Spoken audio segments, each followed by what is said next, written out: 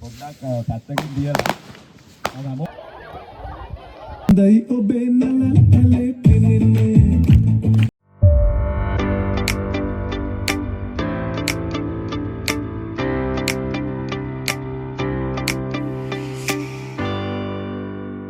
Hi guys, ඉතින් මේක නම් පොඩ්ඩක් පරක්කුණ vlog එකක්. මම මේ තඩි මල්ලකුත් අරගෙන යන්නේ යපුර කැම්පස් එකේ accounting department එකෙන් හැම අවුරුද්දෙම වගේ කරන outbound training program එකට.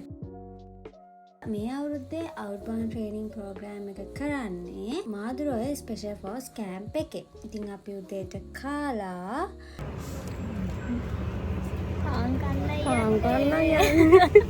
accounting department එකෙන් මේ වගේ outbound training program එකක් organize කරන්නේ department එකේ ඉන්න students ලගේ personality and leadership skills වගේ skills improve කරන්න.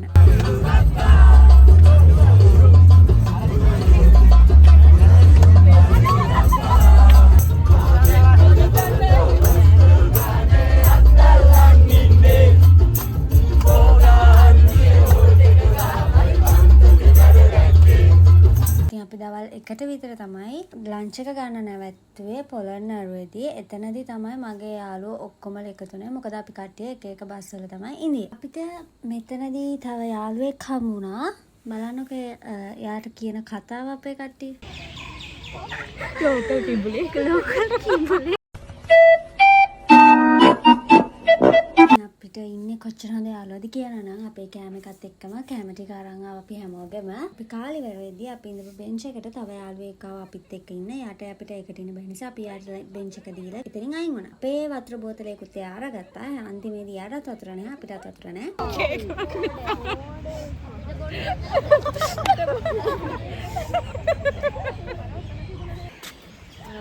පාරාශ්‍රම සම්බන්ධව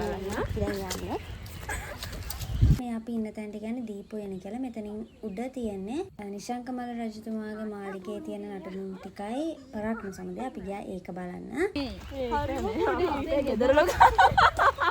වෙලාව දවල් 12:01 විතර නිසා ගොඩක් කවුව තදයි. මෙතන චුට්ටක් ඇවිදන් යන්න තිබ්බ නිසා අපේ කට්ටියගේ ඔලු කර වෙලා ඔය පිස්සු විකාර කතා කියනවා.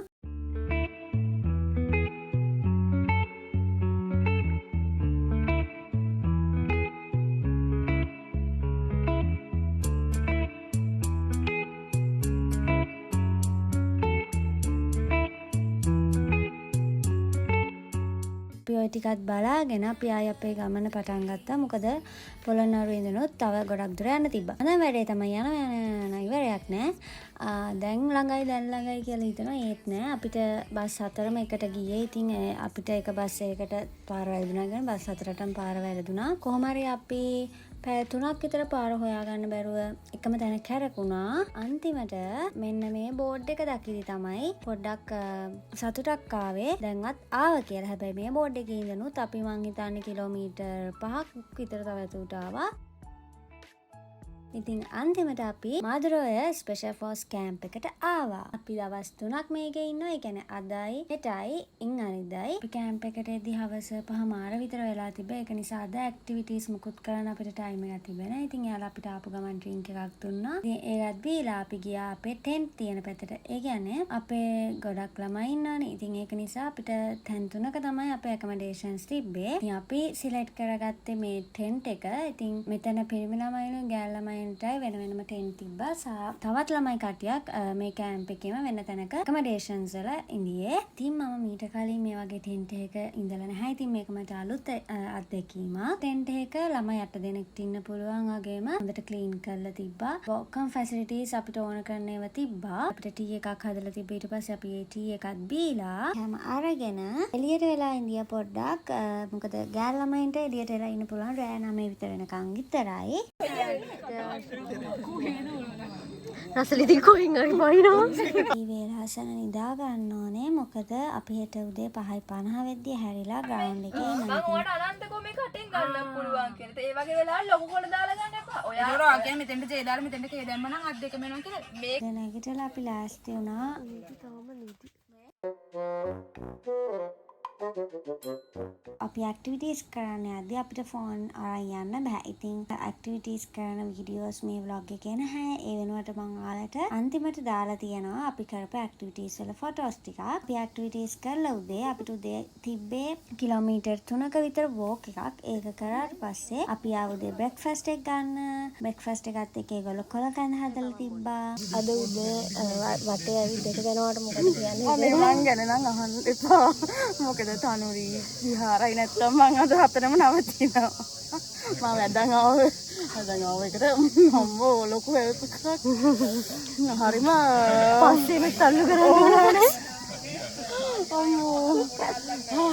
මේ තියෙන්නේ අපි එදා කරපු activities.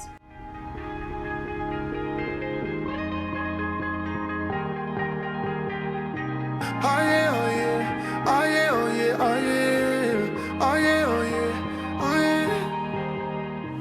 Hey there, what you drinking? ඉතින් එදා දවසේ අපි හවස 4 වගේ වෙනකන් ඇක්ටිවිටීස් කරලා අපි ආවා මාතෘවයට. මේ කට්ටිය පිරිමි ළමයින්ට ගෑනු ළමයින්ට වෙන වෙනම තැන් වෙන් කරලා තිබ්බා නාන්න. මේ වගේ දවස් හැමදාම එන්නේ නැහැ ළමයි. ඒ වගේම මේ වගේ එක්ස්පීරියන්ස් එකක් ගන්න නම් ඔයාට අනිවාර්යෙන් ජපුර account එකෙම එන්න වෙනවා. ඉතින් මේ ඔයට අලියනවා මීහරක් එනවා. ඉතින් ඕව තිබ්බත් අපි නෑවා. ඉතින් මේ නාලිවිල්ලා අපිට යන්න තිබ්බ කැම්ප් ෆයර් එකට රෑ. යන්නේ කැම්ප් ෆයර් එකට. බස්ෙන් ට්‍රාන්ස්පෝර්ට් හම්බ වෙනවා අපිට. කැම්ප් ෆයර් එක ස්ටාර්ට් උනේ මෙහෙම. ඒ වගේ ලස්සන දේවල්. මෙතනදී අපේම ඩිපාර්ට්මන්ට් එකේ ළමයිගේ ටැලන්ට් ෂෝ එකක් තිබ්බා. දයි ඔබේ නලල් ඇලේ පෙනෙන්නේ යන මොනර පිලයි කිස් කලඹේ දියන්නේ හැට වලලු අපේ තමලා සිලින් සිලින් නගලා යන ලතාවතයි ආදරේ හිතෙන්නේ සැලෙන ලෙලෙන දලුව විලසුන් තමනලෝලා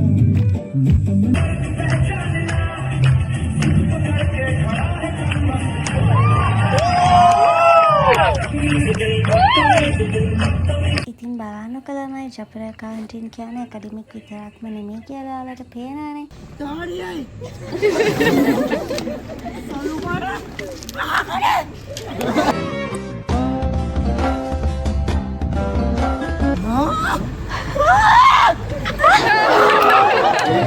කියන්නේ බව දුක්ඛ බව කාව දැන් දැනෙන්නේ රාග විරාගෙන් දාම බලන්න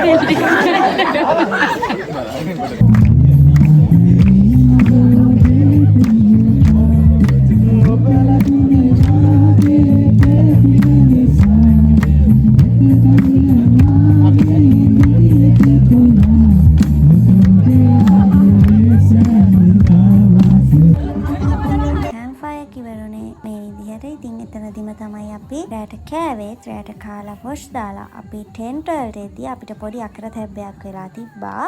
අපිට දැන් ලොකු කරදරයක් වෙලා තියෙන අපේ ටෙන්ට් එක කෙලින්ම මේ කැලෑවට ගිහිල්ලා තියෙන්නේ. ටෙන්ට් එක කැඩිලා තිබ්බට ඒ වෙලාවේ රෑ 11ට විතර ඇති. ඉතින් ඔෆිසර්ස්ලා කාටවත් අපේ ගෑල් ළමයි ටෙන්ට් පැත්තට එන්න බෑ. ඉතින් අපිට මේක ඇඩ්ජස්ට් කරගන්න උනා. බය වෙලා ඉඳියේ මොකද දවල් දවසේ වගේ ටෙන්ට් වල ඉඳියේ නැහැ. ඉතින් ඒ නිසා ඔක දැන් කැඩිලා තියෙද්දී ඔක ඇතුළට සතුටින් ගන්න පුළුවන්. මොකද අපි ඉන්නේ කැලයක් ඇතුලේ. මේ තමයි අපේ කැම්ප් එකේ ඉන්න අන්තිම දවසේ දත් අපි උදේ 5:50 වෙද්දී ග්‍රවුන්ඩ් එකේ ඉන්න ඕනේ. අපිට එදා උදේ තිබ්බේ යෝග සෙෂන් එකක්. ඉතින් හොඳම දේ තමයි ළමයි අපි යෝග කරද්දී ෂූස් දාන්න නෑනේ. ඉතින් මේ වගේම මේක තියෙන කැලයක් ඇතුලේ. ඉතින් මේකේ තියෙන ග්‍රවුන්ඩ් වලට එක එක සත්තු එනවා. ඉතින් මුව එනවා, හාව එනවා. මුව බෙටි, හා බෙටි කො වගේ දේවල් තියෙනවා. උඩ ඉඳන් තමයි ඉතින් යෝග කරේ.